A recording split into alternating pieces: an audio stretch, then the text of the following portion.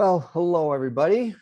Glad you're able to join us today for week number 72 of the weekly financial roundtable. Remember, money isn't the most important thing in life, but it is like oxygen on the gotta have it scale. I'm Tom Kuhn. I'm your host and curator, and we hope you have some light bulb moments today and a few dots connect for you. All right. I'm from Qnity. Our mission is to help all of you become more prosperous, which means great profits, competitive edge, and great culture. And then for individuals, it's to earn great money, do what you love, and have a quality life. Who doesn't want these outcomes? So our whole mission is to go from taking what's confusing, overwhelming, and complicated to give you a more simple and clear path to prosperity, using the new rules, which is simple, visual, and actionable. And remember to prosper, manage your ATM, your attention, time, and money. And it's not lost on us today that you're spending your precious time with us. So thank you very much. It's great to see. I scrolled through the participant list and some of my favorite people. So thanks for taking your precious time with us today. Last week, we had a trio of guests. We had Megan Jasper. Everybody was talking about Megan, Sharon, some of the things that she's doing in terms of communicating compensation. Great session from with Megan's help last week. Also, we had Candice Gliato, who is one of our coaches, and she's also an owner out in owner of Citrus out in Martinez, California. We also had Sam Bercato, who has been a regular, one of our most frequent guests. And Sam did not disappoint as usual with inspiration, ideas, etc. So anyway, we have an amazing brain trust, including those three people I just mentioned. All of them are repeat members of the brain trust. They will be celebrated as well as all the other members of the brain trust, as well as all of you on Sunday, May 15th in Scottsdale for a celebration of light bulb moments. I see several of you from the brain trust are with us today. So hopefully we'll be seeing you down in Scottsdale. Past recordings are posted in the Plan for Profits portal as well as YouTube. Check it out. Today we have Erin Kuhn, the president of Qnity. She is going to take you through something called the gap analysis. We're thinking a lot about gaps these days as we look ahead to the fill. So closing these gaps of your business really is key to having greater prosperity, and it relates also to what we call a visual operating system based upon 5 functions. Erin will take you through all of this. This is a methodology that our coaches use. We have several coaching clients with us today, so glad to have you with us. If you're not a coaching client, we certainly invite you to have a complimentary discovery call. Also, we've been talking about the fill and the light bulb moments coming up in May. So in the theme of gaps in today's session, Erin is going to take you through these gaps and these key areas that will be part of our conference in Scottsdale. So again, we hope you have some light bulb moments, and we hope to see you all at the fill. All right, Erin, let's have you come forth here. There you are. Good morning. Good morning. How are you? I'm great, thank you. Thanks for having me. It's chilly here in Minnesota. Is it chilly in Philadelphia? I don't know. I haven't been outside, so I can't tell you, but feels fine here. Yeah, well, it was negative 18 when I left let the dog out this morning here in Minnesota. So anyway, I do not miss that. But Erin, it warms my heart to have all these special people joining us today. And we decided that we'd spend a little bit more time on the gaps. So I am simply going to be your background here, advancing the slides as you so instruct me. Okay, so take it away. Sounds great. And for those of you that are veterans of Qnity, and for those of you who have been to 2 to 10, who have experienced this process, this is really anytime we talk to owners, really owners or leaders rather, this is really kind of our starting point. And it really allows us to really support you, but also for you just to use this as some self-reflection time. And that's really the purpose of this. So, this might feel a little bit different from typical roundtables because I'm actually going to have you interact, and I'm actually going to have you reflect and analyze your own business as we go through this today. But hopefully this will just be a nice session for you to kind of to get a glimpse of where you stand and some potential, some potential areas to close the gap. So Tom, you can go ahead. So, this visual is just really, when we look at this, it's just about chaos and really, Tanya, it says you can't hear me. Tom, you can hear me, right? Yep. Okay, Tanya, I'm wondering if if someone wants to respond in the chat to Tanya, and if anyone else can't hear me, please let me know. So really this turns, thank you, Sue. This is really a format to help turn chaos into clarity and really taking out all the noise. And when you look at an operating system and how a business operates, really providing some greater structure and clarity to move from knowing to doing. So Tom, you can go to the next slide. So at Qnity for years, we have been really speaking on these 5 core gaps. And these 5 core gaps are really very common in what we see with salons and spas and really small businesses in general, and not even just small businesses, right? It's really the 5 critical gaps where we're always seeking to move the needle. And so what we're going to do today in this gap analysis is I'm going to take you through what I mean specifically by each of these gaps. And I actually really want you to participate and follow along. And if you're bold enough to actually share what your score is in the chat box with your fellow peers. And really, I'm hoping what you can do is leave today with 1 or 2 practical areas within these gaps that you can do immediately to begin to close the gap. So Tom, you can go ahead and advance. So we're going to start off with staff engagement. And this is kind of a legendary statistic, and you might have seen it out there, but it recognizes that the majority of workers are disengaged or essentially clock watchers.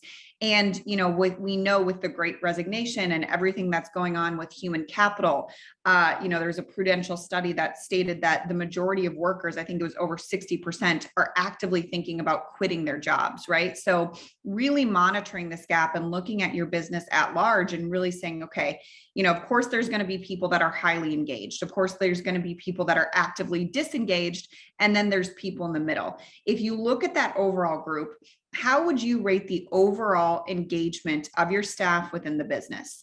And so looking at the far left-hand corner, I want you to actually give yourself a rating, starting with gap number 1 with your staff engagement. So the rating would go 1 would be absolutely terrible. People are walking out the door. It's crisis mode. 10 would be, couldn't be more engaged. So I'd love to hear and actually have you write in the chat box, how would you rate your overall staff engagement? 1 terrible, 10 high. So I'd love to see, John, thank you for sharing. So middle of the road, a 5. We've got some 7s, some 8s. Awesome. So nobody's a 10, no surprise. And really, what we're looking at and what we mean by gaps. Hi, Mark. So good to see you. Hi, Sue. What we're looking at and what we're seeking to do with gaps is to get a very clear picture of where we are today and move us closer to a 10, recognizing that we'll always be moving towards a 10. Now, if I had to ask you in 1 word or a couple words, I want you just to take a step back and look at your business, look at your staff engagement. What is 1 thing that you could change? And, it might be a big thing, it might be a small thing. What is 1 thing you could change to take that rating up 1 or 2 notches? 1 thing. And I'd love to hear from the chat box. More consistent coaching. Awesome. Thank you, Jonathan. I'd love to hear a couple more. So as you're following along with this, I want you to take notes. And then once we go through this full process, you're going to circle the one that you're actually going to hopefully implement. Anything else, 1 or 2 things that you could do to knock this rating up 1 or 2 notches? One-on-ones. Usually this is a common thing that we hear is consistency. And also, hi, Sandra, consistency with coaching. That's quite a common one that we do. Mentorships. I love it. Awesome. Okay, let's go to the next gap. Thank you so much. Next is execution. And, it's so funny with execution, whenever I'm talking to businesses about this one, it's the least sexy of the gaps, right? Like you just have to do it, right? You know what you need to do. But execution, I would say, from what I've seen with the bulk of our customers that come in and the bulk of our Qnity in Action clients, regardless of the skill level, regardless of the length in business, execution for the majority of businesses is one of the key critical gaps. And of course, everything always ties back to execution, right? Even what I just saw you rate with some of your ratings for engagement, it really does tie back to execution, right? You need to coach, you need to do it. So this statistic recognizes that the majority of companies actually fail to successfully execute their strategy. 87% of people fail to execute their strategy. So I'm just moving the chat box so I can see if anyone comes in here. So I want you to take a really honest look at yourself, because that just means, almost all companies have a vision, have a strategy, but then they fail to actually execute it, right? So when you look at your overall execution, and a lot of times we're working with very high achievers. And so you might be great at executing, right? If execution all boiled down to you, that might be great. But what we're really looking at is the execution of the business. So your ability to execute, if you have a management team, through your managers and through the service providers, even down to the front desk. So how would you rate your overall execution? 1, terrible, stuff always falls through the cracks. 10 is we execute on everything we put out there. Kristen, you're going to be joining us for trainer certification. So good to have you on here. And Kristen P, I haven't seen you in a long time. I'm so glad you're here. Hi, Sandra.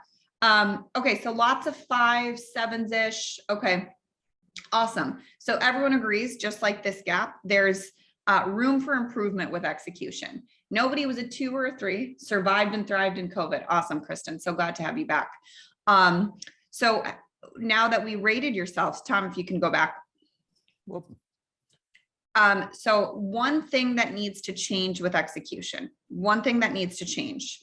So, it's just do it, right? That's oftentimes one of them. But, in all reality, of course, there was a pandemic. Of course, in small businesses, it's, can always kind of feel like you're putting out fires, and even the best of strategies can kind of get derailed sometimes. But if you had to say one thing that you could do to better execute, what would that be? I'd love to see a couple answers in the chat. Accountability, stay the course, focus, simplify. Hey, Candace. Clarity. Okay. Time management. I love it. I love it. Okay, cool. Let's go to the next gap. I'm so busy reading the chat, Erin. I'm okay. Yeah. Okay. All right. The profitability gap. And, Tom, you're really the expert on this gap, and it's what you do every single day. And this data is pre-COVID. I do want to highlight that. But the reality is the majority of salons, the average profitability is between 2 to 5%. And so the reality is these businesses and salon businesses are lower margin businesses. That's just the reality. So every dollar, of course, counts. So Tom, anything else, in what you've seen in the field and in your clients in your work with a profit advisor that you want to highlight to really illustrate this gap further? I've been surprised that coming out of the pandemic that so many businesses, Erin, their profitability has actually taken a bit of a jump. And so I'm excited for this area. Don't get me going on this one, Erin. I want to keep going, because I'll start going off on tangents. So okay. So, Tom, you can go to the next slide. Okay. So if you look at the average, right, let's say 5% profitability, if that's kind of the average, how would you rate your own profitability? And Sue says 4. Okay, awesome. And sometimes when I'm working with clients and having these conversations, sometimes people will just say NA, just because the past 2 years have been very unpredictable. There's been government aid, and it's just been a strange time. So, but all of you guys are rating it. Okay, awesome. So you've rated yourself in profitability. One thing that needs to change. What is one thing that needs to change to move your profitability rating up a couple points? Curious about this one. See what they come up. 9. Okay. So no room, pretty much no room. That's incredible. Congratulations. Pricing, retail, quicker reporting, training, hiring, price increases, hourly, coverly. Okay. Awesome. Hiring, of course. Yep. Hiring's a big one. Okay, next one. Leadership. Keep the faith. Sue, you're the best. Sue's always so positive. I love it. Just stay the course, right? Oftentimes that's a big one. Leadership. So I always find this one quite amusing because, you might think you're a great leader, and this statistic is quite funny. So they asked a survey of leaders to rate themselves as how strong and effective they were at leadership and communication. 87% of leaders rated themselves as strong or effective communicators. They then surveyed back those leaders' staff. 17% of their audiences actually agreed with their self-assessment, right? So that is a major gap.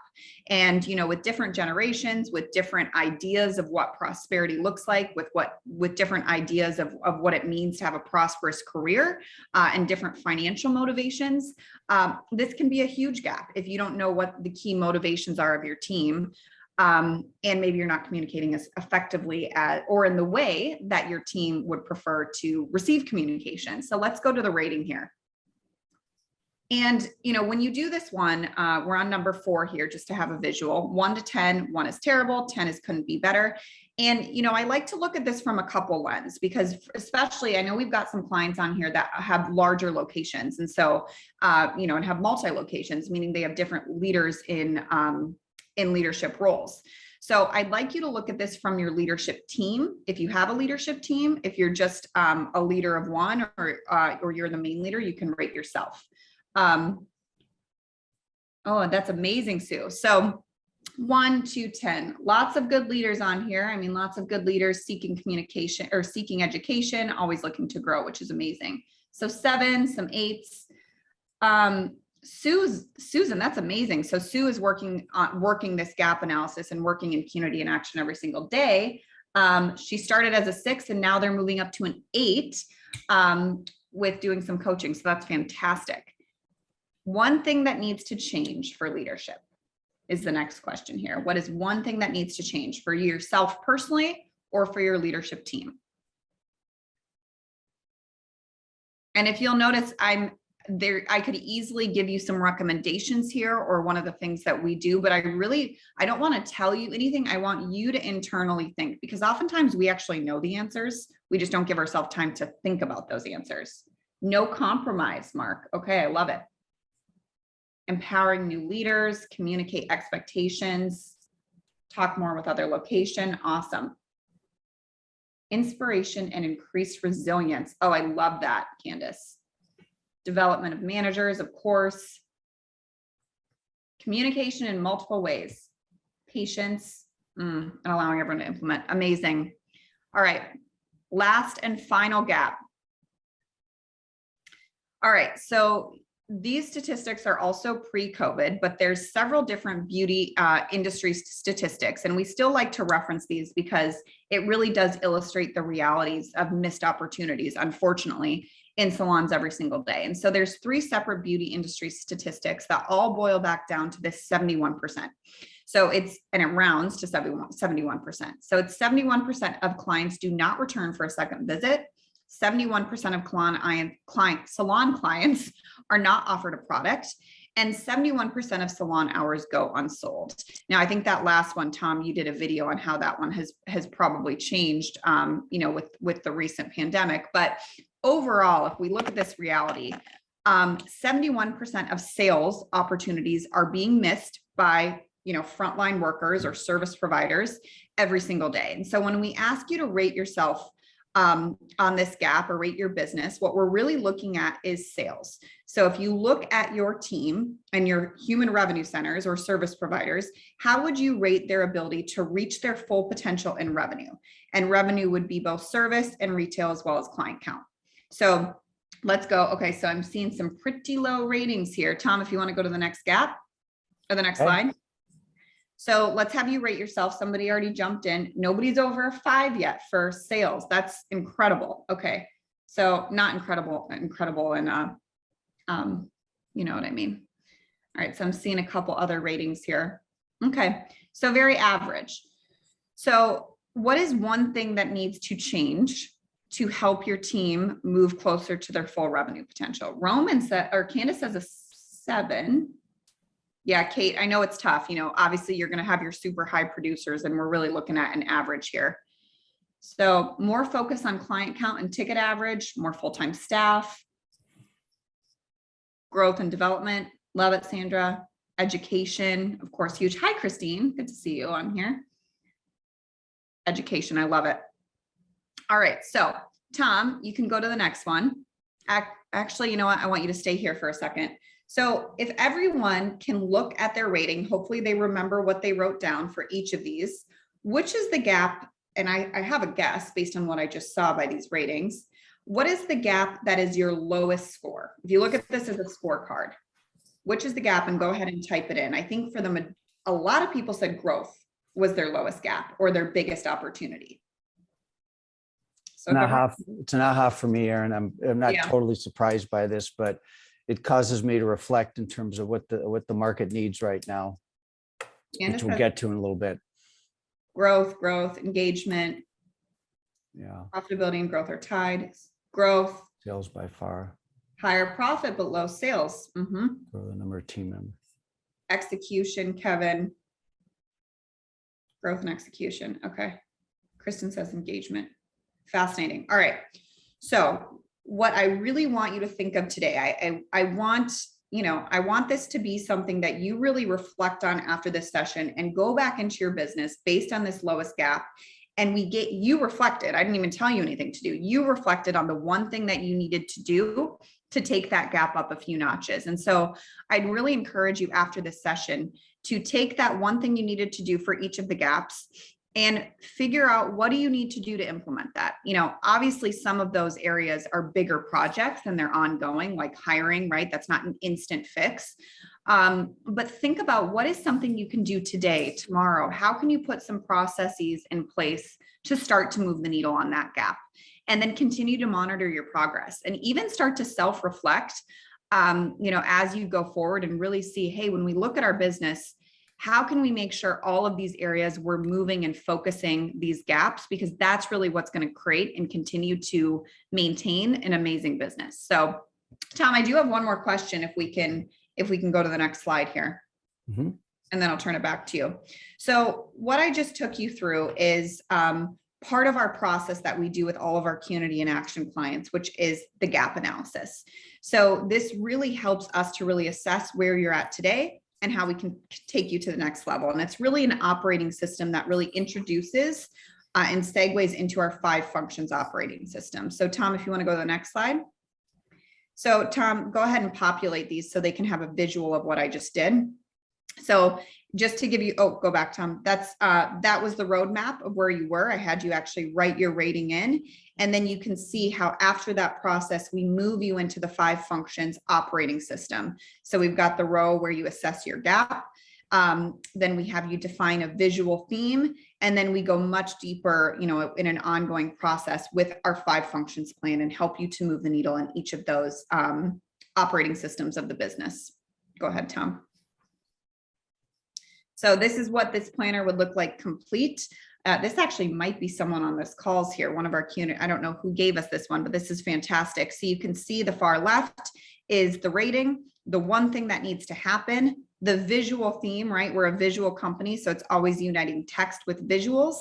Then we go into the 5 functions and really defining, okay, what does marketing mean for us at our business? What does education look like? What does it mean? Same with human capital, operations, and finance. And then we have you define 3 to 5 key what's. So in that green row, what are 3 to 4 things that need to happen in each of those functions?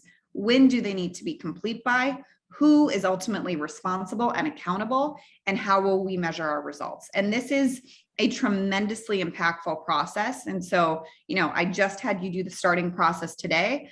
And if anyone wants help kind of building out their 5 functions and going on a deeper level for this,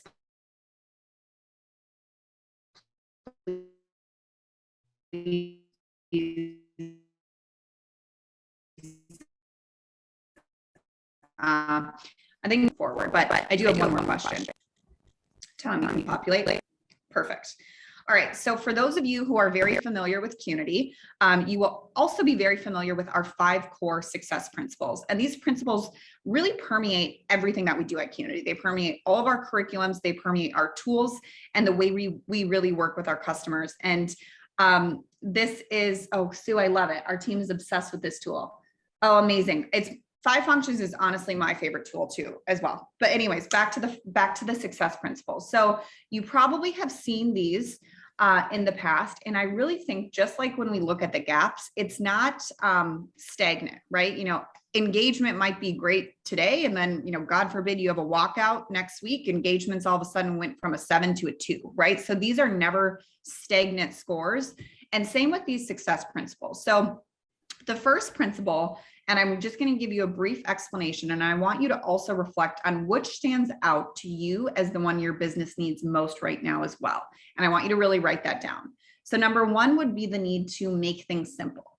That it's simple and visual are really kind of the two biggest core terms at Qnity, but simple and simple is really, really hard to do. So we know that companies that simplify outperform their competitors by 99%. That's from the global index, the global brand simplicity index. So simplicity is really, really powerful. It's also really hard to do. So number one would be simple. Number two would be the need to make things visual. When I asked you guys at the start, I think it was for the first gap, engagement.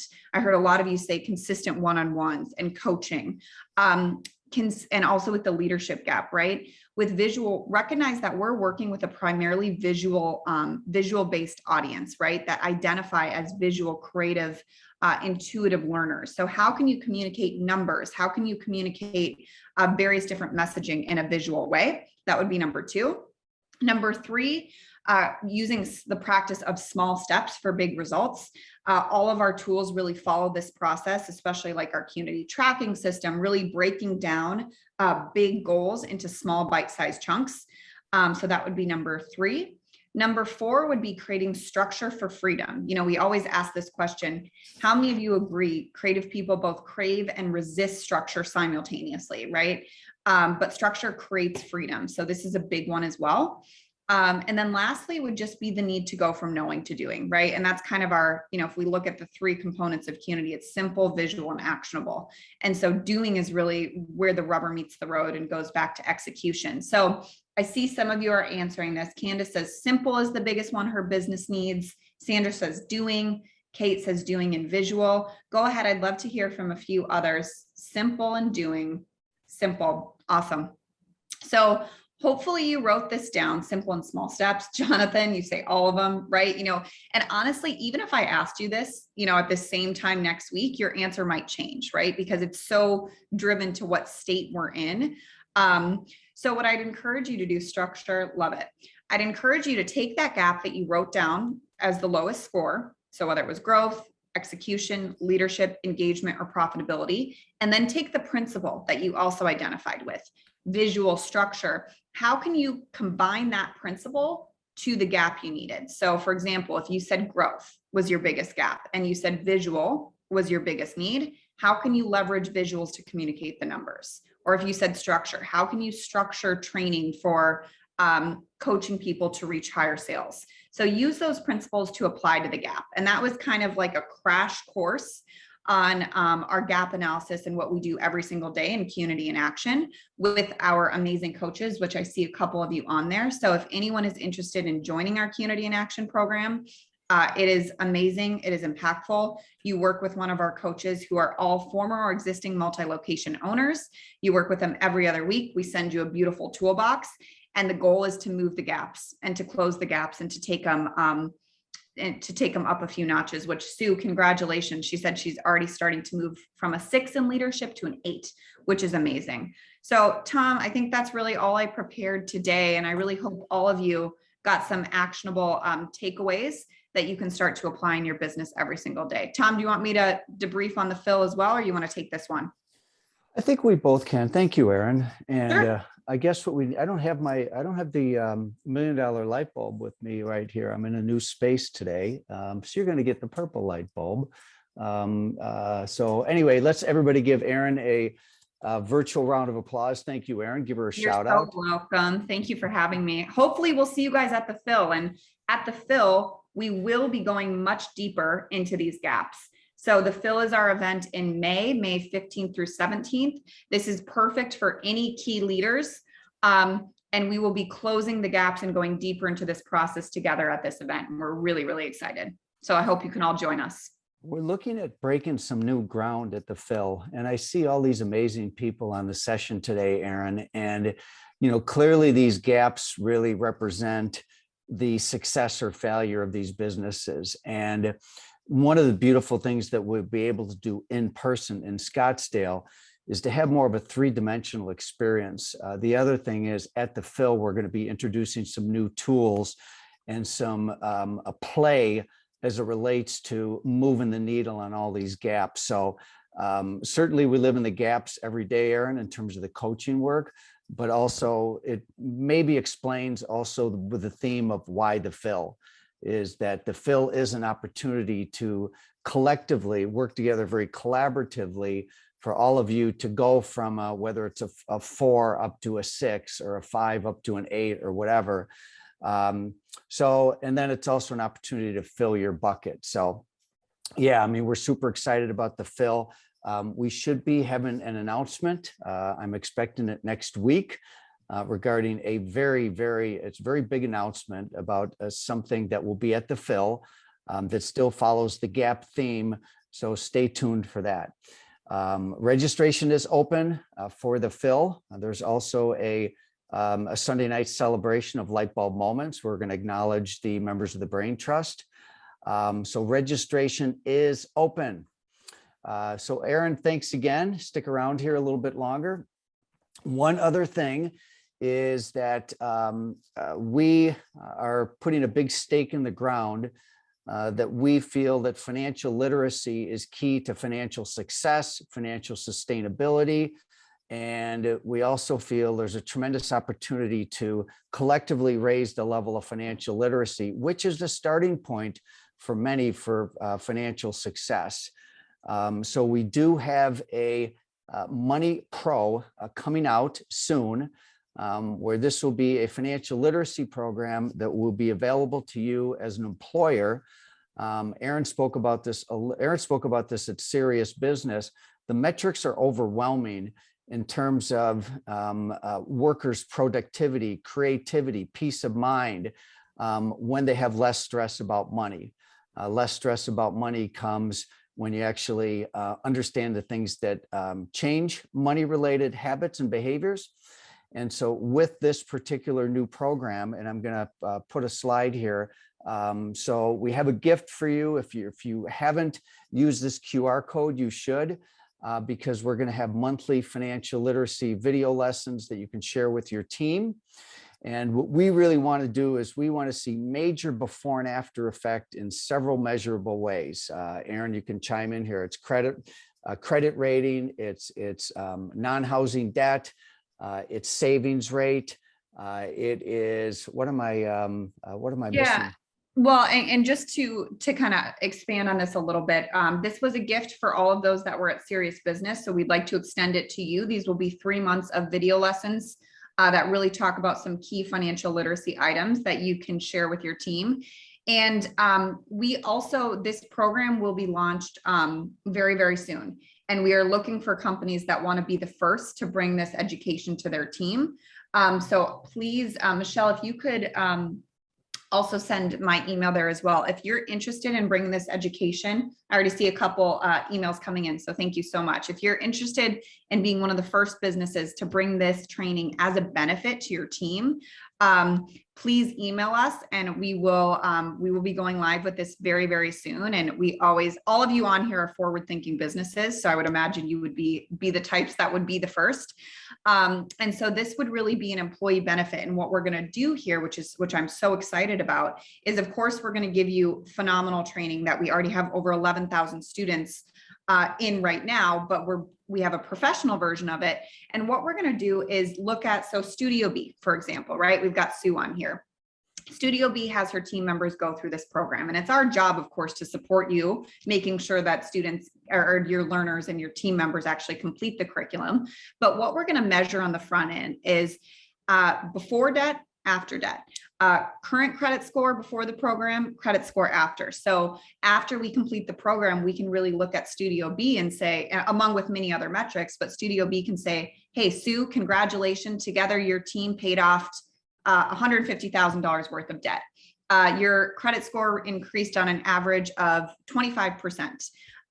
Team members were able to meet increase their savings by X amount, contribute to retirement. So this becomes a greater employee benefit for you to really sell in the financial wins of your team. And you can use it as a recruiting vehicle, retention vehicle. And we're really, really excited. So again, this is not even live. You guys, because you're on our community roundtables every week, you guys are the first to hear about it. So I see lots of you coming in on my emails now. So I will be following up with you. Awesome. All right. Well, we hope you had some light bulb moments. Don't go anywhere yet, guys. We're growing our team, by the way. If you know of anybody that you'd like to refer to us, we're looking for members of our team as it relates to both the school and the professional parts of our company. And we do have a roundtable today for schools. Let me take off the share and see who is on the call today. We have a great group today, as usual. Tanya and Sue and Steve and Sandra and Sam and Sam and Sam, triple Sams. Roman, good to have you joining us today, Roman. Hello, Roberto. I think I'm going to be talking to you very soon. Ralph, it was great to see you in New Orleans. Hi, Nina. Miss talking to you. I hope to talk to you very soon. Mark, hello. Hello, Mark, Linda, Kristen, Con, Kevin, Kate, Carla, Karen, JP from our team. Jonathan, Heather, Dawn. That almost sounds like it could be a song. Christine, Casey, Caroline, Candace, Bonnie, Anna, Ann, Andrea, and Anna. So guys, thanks for joining us today. We appreciate it. We hope you got some light bulb moments today. We appreciate all the activity in the chat. That's really what this is about. That truly makes it a roundtable, the more chat we have going. So Erin, thanks for getting so much activity in the chat. Appreciate it. Thanks from Texas, you all. Love that. Super cool. All right. Excellent. All right, guys, we will see. Are we on next week? Yes, we are on next week. Yes. So Michelle, if you want to just put in the chat, because I think we've got a couple weeks that we're off coming up in February due to travel and other conflicts. But yep, we are off on February 9th and February 23rd. All of you, thank you. We'll see you next week. Bye.